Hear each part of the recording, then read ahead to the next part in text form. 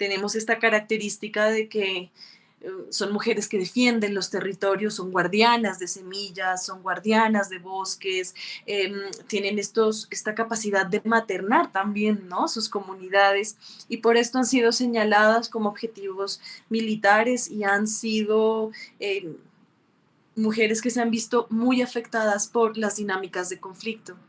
Entonces, acompañar a estas mujeres y reconocer su singularidad y particularidad, creo que es una deuda histórica que como país tenemos hacia las mujeres que el día a día están luchando por la defensa de los territorios, de los derechos humanos, que a la larga pues nos compete a todos como población.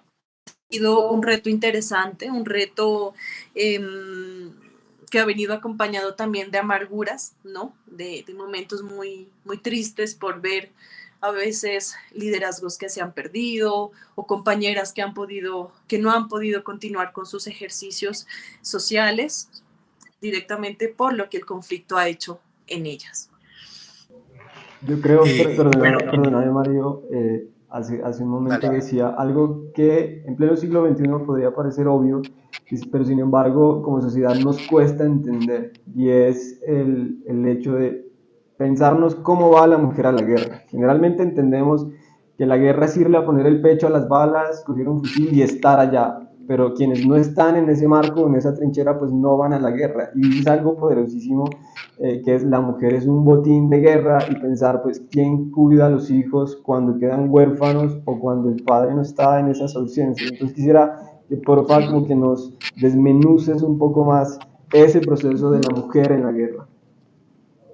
Nosotros, dentro de los movimientos feministas, tenemos una consigna que siempre gritamos mucho en las manifestaciones y me permito citarla recordando a mis compañeras del movimiento, y es: las mujeres no parimos hijos para la guerra, no queremos parir hijos para la guerra o hijas para la guerra. Y es tan profundo ese sentir porque las mujeres somos las que mantenemos el sistema en todos los aspectos, porque somos quienes damos vida, quienes parimos, quienes nos quedamos en casa en muchas ocasiones para que estos compañeros o estos hijos salgan a trabajar y realicen ciertas cosas que por el hecho de ser mujeres y estar dentro de la esfera privada se nos ha negado. Ahora, lo que comentábamos hace un momento, pensarnos en los contextos donde se dan estos conflictos, es entender también cómo afecta a la mujer, por ejemplo, campesina, que está en el territorio rural, que tiene 3, 4 hijos, quizás que su sustento es el diario, el agro, ¿sí? Y que hay un territorio de guerra. ¿Cómo llega la mujer a este conflicto? Por desatino, básicamente por solicitud y demanda de los compañeros o de estos hombres, ¿no?, que ejercen estos procesos de guerra. Y llegan básicamente a poner los hijos y las hijas para que pongan y carguen estas armas, y llegan también para llorar estas muertes. Entonces la mujer ha sido el papel nuestro dentro del conflicto. Ahorita está sobredimensionado, y gracias a los procesos que la Jurisdicción Especial para la Paz, con quien también hemos podido trabajar desde mi labor, nos han indicado que las principales víctimas de este conflicto armado por mucho son las mujeres, porque son quienes quedan viudas, son quienes pierden a sus hijos, son quienes son violadas, son quienes son utilizadas como símbolo de poder, de dominio. Entonces, por donde nosotros queramos contemplar esta realidad, siempre va a haber un panorama un poco triste, ¿no?, y un poco difuso para la mujer dentro de los territorios. Sobre todo, por ejemplo, estas mujeres que han tenido la capacidad y la posibilidad de trabajar sus tierras, que a la larga también esa es una discusión que en su momento ya daremos, ¿no? La propiedad de la tierra. Pero también es cómo te arrebatan desde lo más profundo nuestro, que esto también es una discusión importante, que es la posibilidad de maternar y la decisión de maternar no solo hijos, sino causas y territorios, cómo esta guerra ha sido capaz de traspasarnos completamente y quitarnos también esa posibilidad de sentirnos libres en nuestras propias tierras. Bueno, como María nos lo menciona, lamentablemente la mujer ha sido un papel eh, manchado de violencia en este conflicto. Eh, lamentablemente, también el papel de la mujer lideresa se ha visto pues opacado y se ha visto manchado también en sangre, lamentablemente, en nuestro territorio. Como ahorita pues María nos lo estaba diciendo también, eh, este tema de la mujer como propietaria del territorio también ha dado mucho de qué hablar, ya que siempre estamos como que en la zona rural más que todo, con el tema de que el hombre que es propietario de la tierra es el hombre que manda en el territorio.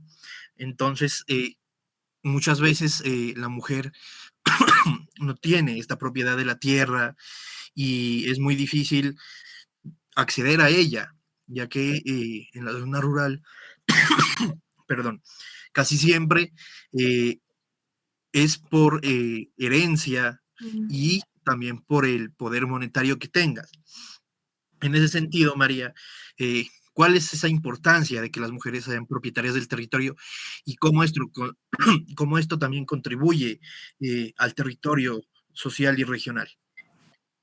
Bueno, la importancia radica en que empezamos a disminuir la brecha de desigualdad y empezamos a entender que eh, esta capacidad de generar también autonomía económica es un factor fundamental para la eliminación de las violencias o para la mitigación de las violencias, ¿sí? Una de las causas principales de estas violencias basadas en género es que la mujer que las padece o que las sufre no ha podido tener esta autonomía, ¿sí? Que le permita poder ejercer su vida pública, ¿sí? Entonces, ¿por qué es importante que las mujeres puedan poseer la propiedad de sus tierras y de sus... Porque básicamente podemos generar procesos que cuiden el territorio, ¿sí? Podemos generar procesos que sean sostenibles para la comunidad, tanto para la mujer como para lo que rodea a esta persona, ¿sí? Que hemos visto, eh, como lo hablamos, ¿no? Dentro de las zonas rurales se da mucho que a pesar de que yo tenga por herencia un derecho a una tierra, si yo tengo un compañero, va a ser mi compañero quien ejerza ese dominio sobre la tierra. O si soy la única mujer entre 5 o 6 hermanos, mis hermanos hombres van a tener el dominio de la tierra. ¿Cuál va a ser mi labor? Básicamente, sustentar eh, de manera como en las necesidades básicas, alimentación, cuidado, a quienes trabajan en esa tierra, pero no voy a ser yo la propietaria. Entonces, todo esto se ve permeado y se ve acompañado de una dinámica patriarcal, porque estamos en un contexto patriarcal. Eso es un sistema que nos rige a lo largo de todo el mundo, no es algo que solamente esté en Nariño, que por los territorios y la característica se ve un poco más, digamos, más cercano, ¿no? Y más fuerte, pero romper este pacto patriarcal también indica reconocer la capacidad de las mujeres para estar en la esfera pública, no solamente en la esfera privada como el hogar, ¿sí? Entonces, el poder estar dentro de la esfera pública nos da la capacidad de ser autogestivas, de ser, sí, de tener esta posibilidad de dirigir y de cuidar y de promover este, actitudes de cuidado colectivo, que es algo que nosotros como mujeres pues le apostamos mucho y desde los movimientos también feministas hemos apostado mucho también por esa reivindicación de la labor del cuidado, ¿no? Desde la propiedad de nuestras tierras, pero también desde esta capacidad de generar un cuidado colectivo a la comunidad. Hay en ese sentido, digamos, hay una relación, y perdón si el lenguaje no es el apropiado, pero digamos, una relación de cuidado de la mujer, digamos, frente, pues, digamos, una esfera privada, como se menciona, de la familia, digamos. En ese sentido se plantea, entiendo también, como la mujer en el cuidado de la propiedad, es decir, y la propiedad, por ende, como un bien no único destinado a la producción, sino también como un bien común. Y me gustaría como que nos expliques un poco más ¿qué significa, digamos, y de alguna otra forma, cuáles serían las ventajas en términos de que la mujer, no solamente las ventajas en términos de empoderamiento, digámoslo, sino como de desarrollo comunitario si las mujeres son poseedoras de la propiedad? Bueno, hay un criterio y hay un concepto que es muy clave de entender, que es la feminización de la pobreza, ¿sí? ¿Qué es lo que nos dicen, por ejemplo, los objetivos de desarrollo sostenible, ¿no? Que nos plantean. Eh, y es que una sociedad va a ser más pobre, ¿sí? Conforme se limite la capacidad autogestiva o adquisitiva de las mujeres o de educación, por ejemplo, también. Entonces, la pobreza, a lo que nosotros hemos entendido, puede disminuir en el sentido de que las mujeres que conforman esta comunidad, esta sociedad, este país en particular, tengan posibilidades de desarrollo sostenible. Por eso es importante que entendamos que la propiedad, por ejemplo, de la tierra y el cuidado colectivo, que también es algo hermoso que debemos resignificar, es un bien común y es un cuidado común, porque nos empieza a movilizar de estas esferas donde la pobreza, la baja educación, que no solamente hablo de la educación académica, ¿no? La educación, por ejemplo, del cuidado de los territorios es fundamental. Nos empieza a alejar también un poco de ese estigma de la pobreza, ¿sí? Porque entendamos una cosa, las mujeres desde edades muy cortas, muy pequeñas, ejercemos labores de cuidado no remunerado, y estas labores de cuidado han impedido que muchas de las mujeres de los territorios terminen la primaria, por ejemplo, porque son quienes tienen que cuidar a sus hermanos menores, o a sus padres enfermos, o a sus abuelas y abuelos, en fin. ¿Esto qué hace? Que esta mujer que no ha podido culminar ciertas etapas fundamentales de su vida para la formación de su autonomía, sume, ¿sí? Características y sume eh, imposibilidades al desarrollo económico de un territorio, porque no hay apropiación, no hay empoderamiento, no hay capacidad también de movilizar los derechos, ¿no? Entonces, ¿por qué es un bien común y por qué beneficia a la sociedad o a la comunidad en general? Porque vamos a tener capacidades de disminuir las brechas de desigualdad.